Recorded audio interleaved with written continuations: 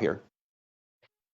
All of this occurring as Russia's invasion of Ukraine continues. They are making incursions into the south of Ukraine, in particular along the Black Sea. Let's talk about the evolving and developing situation here. Yoshiko Herrera is University of Wisconsin-Madison professor of politics, international relations with a concentration in Russia. Yoshiko, thank you for being here this morning. We keep talking about all this pain. Obviously, there is a lot of pain for Ukraine, which is being attacked. But I also want to talk to you about the perspective on the Russian public and what role, if any, they play in all of this, because they obviously are now under deep economic sanctions. Considering, obviously, there's one man in charge in Russia, will it matter if there is dissatisfaction on the part of the Russian public? Yeah, this is a big question right now. Putin has spent the last 22 years consolidating his control. He has arrested, I think as of yesterday, more than 7,000 people who'd gone out in protest. He shut down an opposition radio station that's been operating since 1991. So he has been systematically arresting and sidelining opposition figures and threatening people who right now are even who use the language of war. We are not allowed to say war about the war in Ukraine or invasion of Ukraine. You have to just say it's a special operation. His main opposition, his main opponent, Alexei Navalny, is in prison. That's the one he tried to assassinate last year.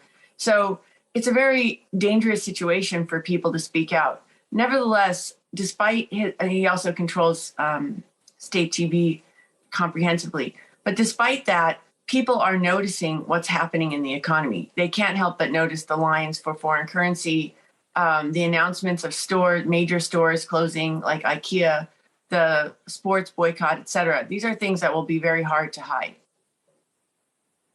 Well, then how do they respond? Can they respond? Well, there is, I think there's a lot of uncertainty now about whether there will continue to be street protests, whether those protests will increase in scale. I mean, you can't arrest everybody.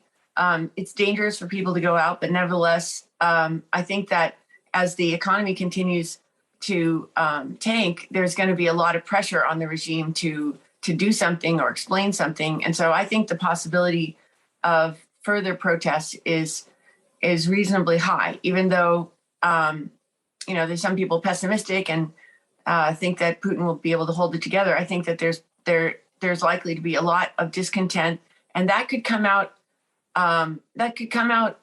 in a cascading effect where it sort of is a now out of nowhere situation, because when people see other people on the street, that may embolden them to go out as well.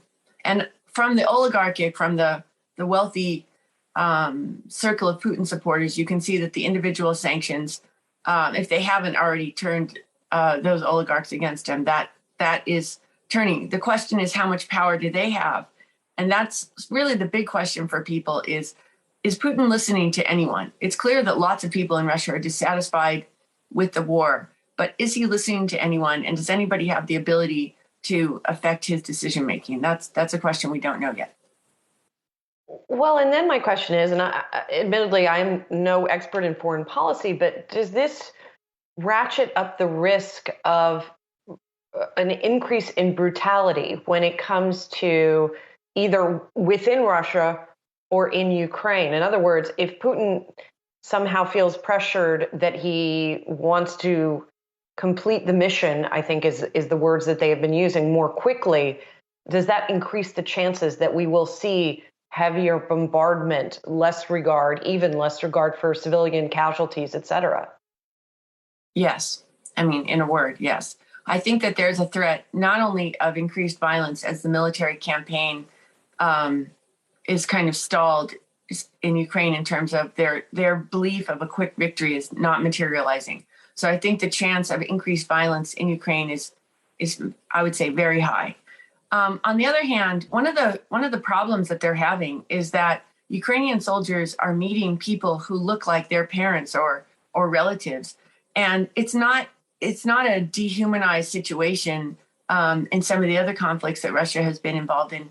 and Putin has been involved in, namely in Chechnya in the early 2000s. This is one where there's a lot of intermarriage, there's a lot of connections, people speak the same language. So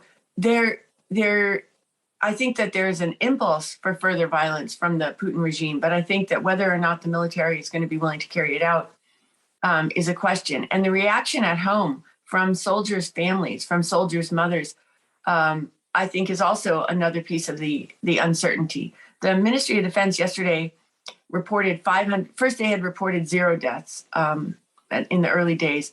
They reported 500 deaths. A lot of people think that's underestimated, maybe by a factor of 10. And so, as there's more casualties on the Russian military side, I think that's going to put pressure on the regime. But the other thing is that Ukrainian casualties, too, are going to have an effect in Russia to the extent people have access to that information, because these are people that Russians see as very similar to them, that they know in terms of relatives, et cetera. And so I don't think it's going to be so easy to brush the costs of this war aside. Thank you so much for your perspective this morning. Yoshiko Herrera is a professor of politics and international relations at the University of Wisconsin-Madison. Thank you so much. Appreciate it.